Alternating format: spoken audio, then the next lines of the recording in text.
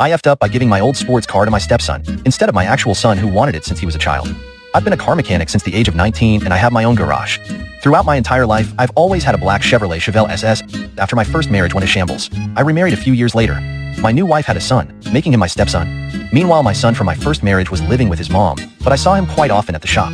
He dropped by occasionally to say hello or look at the cars I had in the shop. A while later, my ex-wife and son moved a few states away. After that, I spoke to my son mostly on the telephone and saw him maybe once every 4 months. The phone calls became less frequent, and he said he wanted to focus on his schoolwork. Recently, my stepson had his 16th birthday. He was a grade A student, so I decided to give him my old Chevrolet Chevelle. I texted my real son a picture of my stepson with the car on his 16th birthday party. My son texted me back with, "Is this a joke?" I texted him back with, "No, why?" He called me not a few seconds later, yelling at me to tell him that it was a joke. He told me that I promised him the car when he was 10 years old, that if he did well in school I would give it to him. The part that made me yell back at him through the phone was when he called me a lousy father that didn't care about his real son.